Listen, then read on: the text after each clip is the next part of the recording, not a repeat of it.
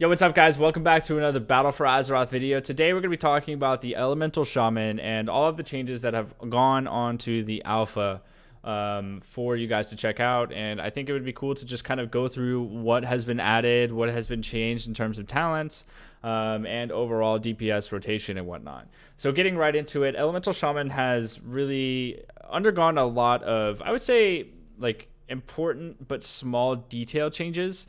And I think that these changes will change a lot about how the Elemental Shaman is playing. So what I'm going to do is go through the baseline abilities, then I'm going to go through the talents, and then I'm going to show you some leveling footage at the end just so you can see how the DPS rotation works. All right, so just jumping into it, we got 2 new totems, and that's really all that's been added to the Elemental Shaman's kit from a baseline ability. We have Capacitor Totem, which used to be Lightning Surge Totem, which used to be Capacitor Totem, and is now baseline for all of these Shaman specs. And how it works is very similar to how it was in previous expansions. You put it down, it has a 1-minute cooldown, and after 2 seconds, it explodes, stunning all targets for 3 seconds instead of 5. So it's been a little bit nerfed, but it is a baseline ability so that you can have it at all times. You don't ever have to choose anything else. And it is a very, very good addition to the Shaman kit in general, just having that extra stun. And since it's on a 1-minute cooldown, that's a pretty short cooldown in order to make stuff happen, to like use this on a regular basis. And I think that is cool. And then we have Tremor Totem, which is a really big deal for this to return into World of Warcraft. It's actually pruned and removed entirely from all Shaman specs. And what it does is you place it down, it has a 1-minute cooldown, and it removes Fear, Charm, and Sleep CCs off of you and your party members within 30 yards. This is a really big deal for PvP. Basically makes Shamans counters to Shadow Priest and Affliction Warlocks and Destruction Warlocks, even Demo Warlocks. Having this in the game is a really big deal, and I'm interested to see how this will play out. But all Shamans actually have this talent, or sorry, all Shamans have this ability, not talent, and it's just baseline available for everyone. So it's a big deal that that's back in the game. And then we have a couple changes to the baseline damage abilities. Obviously, they're still the same abilities, but Elemental Shaman just received such a huge rework last expansion that I think they're really cleaning up how the DPS rotation works. And the first one I want to talk about is Earthshock. Before it actually would take 10 to 100 Maelstrom before you could cast this ability. The minimum was 10, maximum was 100 Maelstrom, and it would do damage according to how much Maelstrom you spent. Okay, so if you did a 10 Maelstrom Earthshock, it would suck. If you did 100, it would be a lot. Now it is baseline 60 and 60 only. So it requires 60 Maelstrom. You do a pretty heavy amount of damage with it, and that's the end of the ability. There's no scaling to it. There's no extra layer there that you have to be mindful of. And then we have Flame Shock, which has changed a lot, and I think this is a big deal for early Shamans. Basically, it's on a 6-second cooldown now. That's really the extent of it. It's a 6-second cooldown, and it lasts for 15 seconds. Whereas before, it didn't have any cooldown at all, and it actually cost Maelstrom. So for it to be on a 6-second cooldown kind of takes away from the uptime. I personally like it being on no cooldown. That's just because I like the idea of having to have that like Affliction Warlock playstyle where you have to keep your dot up on everyone, and if you can do that, you get tons of Lava Surge procs and you use Lava Burst so frequently. I think that it's a really big deal for it to be off cooldown, but since it's on cooldown, it does change how that is interacting, and maybe that will change over the course of the alpha. I'm sure this is just testing. Things are still subject to change. And then outside of that, we have Lava Burst and Lightning Bolt. Obviously do the same stuff, but I would note that they generate a little bit less Maelstrom. It seems like all of these spells on the LA Shaman generate a little bit less Maelstrom, just overall. So just keep that in mind as we go into the talents. Okay, so the talents have had a pretty significant rework. There's been a lot of changes in terms of what you're getting out of your talents and how they're going to be competing with each other, and I want to go through them. The very first tier has actually been the least amount changed out of all of the tiers. We have the very first tier, which is Molten Fury, and that's really the only one that has changed. It replaced Path of Flame, and how it works is when you get a Lava Surge proc, that Lava Burst that you would cast generates 50% more Maelstrom. And I think that this is to give you a tool available for the offsetting changes that it basically would generate less Maelstrom over time, so your Lava Burst and Lightning Bolt generating less. This gives you a way to kind of compensate for that if you choose to. But most of the Shamans really chose Totem Mastery just because it did generate Maelstrom over time. It didn't have a cooldown. It still doesn't have a cooldown, and it would give you a bunch of other benefits as well. That really hasn't been changed in any way, and Earthen Range is still the same, so I'm going to move on from these two. But Molten Fury is a new addition to the kit. Okay, so the 30 tier is like your defensive / utility tier.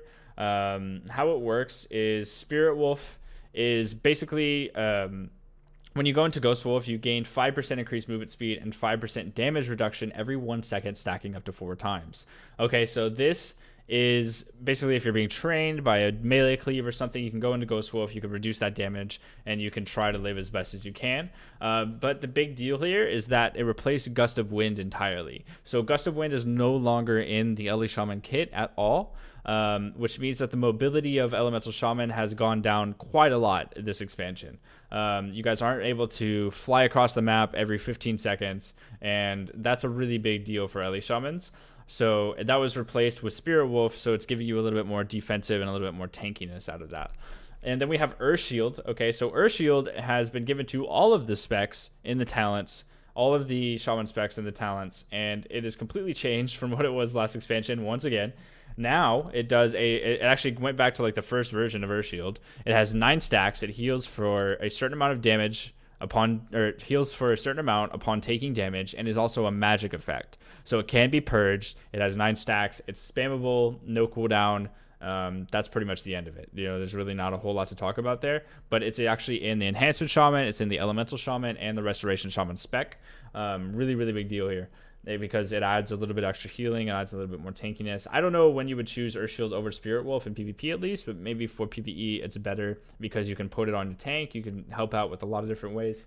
And then we have Static Charge at the end of this tier, and this reduces the cooldown of Cap Totem by 5 seconds for each enemy it hits, up to a maximum reduction of 20 seconds.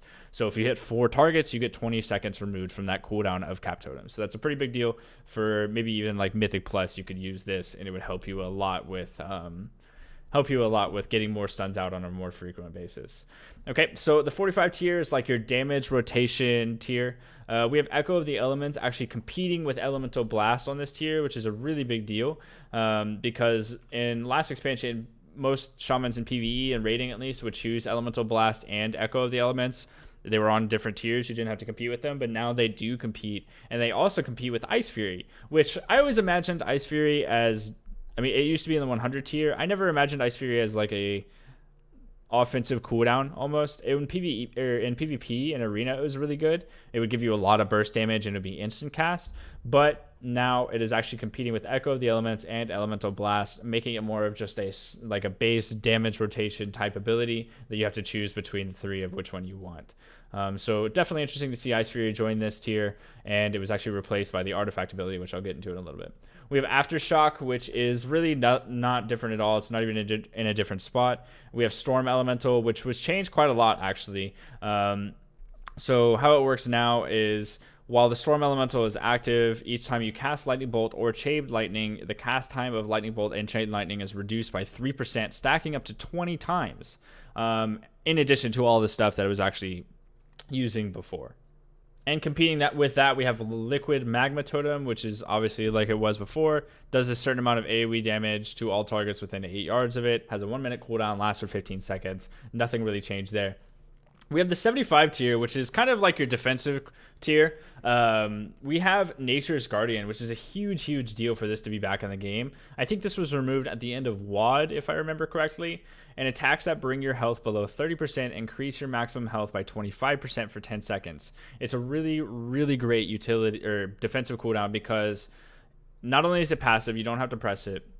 It can occur every 30 seconds, and it gives you 25% of your max health immediately. It's a really big tankiness there, and I think it's very important to have this. And I'm surprised that this is back, but you can see like the mobility of Ellie Shaman has gone down a lot, but the tankiness with Spirit Wolf and Nature's Guardian combined really is a big deal. And having Earth Shield is on top of that to like be able to put on on your friendly target, like your teammate if you want to, is also a big deal. We have Seismic Armor, and this talent doesn't really make a whole lot of sense to me. Targets affected by your earthquake deal 20% less damage to you. I don't really know when you would ever use this. Like the only thing I can think you would use it in is like, I don't know, questing, but it just doesn't seem like very applicable in the way people play the game. Like you always have a tank. Like when you put Earthquake down in Mythic Plus, like the tank is tanking. You know, you don't ever have any situation where this is helpful. So I don't know when Seismic Armor will come into play, but hopefully it will. But I'd like to see this talent kind of change, because I could just see it now. Like no one's going to choose this. So I don't really know what the plan is there. We have Ancestral Guidance, which is very similar to what it was in previous expansions, and is actually back onto the Elemental Shaman kit. How it works is basically it gives you 20% of your damage converted into healing for yourself and 3 nearby injured party or raid members. This is very similar to the Vampiric Embrace from the Shadow Priests, and the fact that this is back adds a little bit extra teammate healing utility, and I think that's really cool. And it's also on a 2-minute cooldown, so pretty low cooldown. And we have High Voltage, which is on the 90 tier. This is basically like the passive damage rotation tier. And how this works is Lightning Bolt and Chain Lightning can now cause a second elemental overload, basically doubling the amount of damage that you can get from your mastery. I don't know how that's going to work out quite yet. It's really hard to test if it's amazing or not, based on the numbers that are currently available to you on the BFA Alpha. But obviously, time will tell. And we have Prime Elementalist, which hasn't really changed a whole lot. This is pretty much the same thing. And we have Master of the Elements, which I think is a really cool talent. Casting Lava Burst increases the damage of your next Nature or Frost spell by 20%. I think this is cool, and I can imagine a playstyle that I think this would be really cool is if, like, when you cast Lava Surge, for you to be optimal in your damage, you have to cast Lightning Bolt next. I think it would be cool to alternate between the two at all times, and it also affects your Earth Shock. So when you Lava Burst, you can get a 60 Maelstrom Earth Shock for 20% extra damage. I think that's cool, and I hope that like Lightning Bolt is tuned in a way where it's weaker than Lava Burst at all times. But if you have Master of the Elements active, then it actually is better than Lava Burst, and like kind of playing that buff back and forth. I think that's cool, and it does actually kind of give you that weird Master of the Elements feel.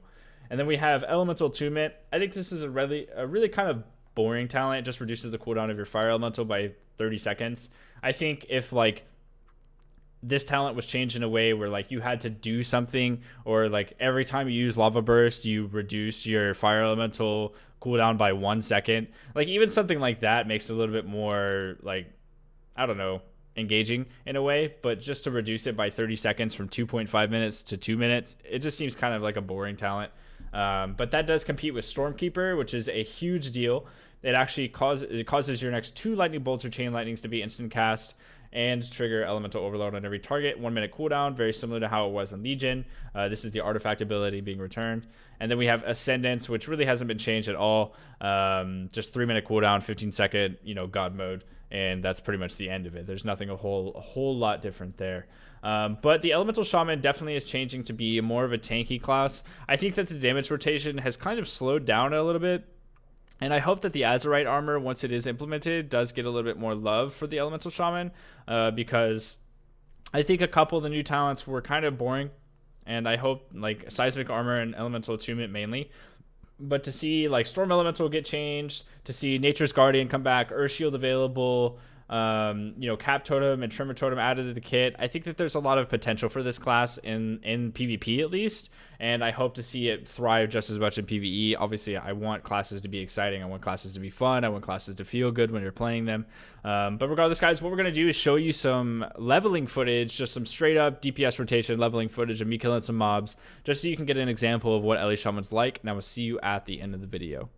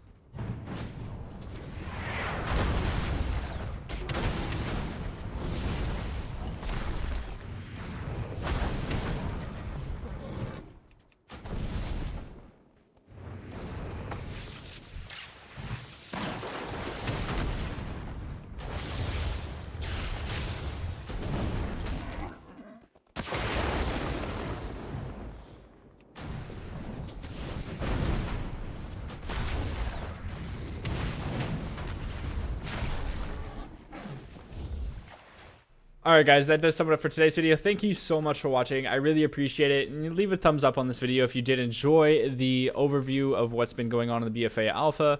If you did enjoy it, be sure to subscribe to the YouTube channel. Keep up to date with all the videos I've been releasing, doing all the classes as fast as I can, as fast as I can learn them and learn all the changes and put them out for you guys. And also leave a comment down below with what your thoughts are on the new LE Shaman. Do you think that it's shaping up for the better or the worse? Let your opinion be known down below. Thank you guys for watching, and I'll see you all tomorrow.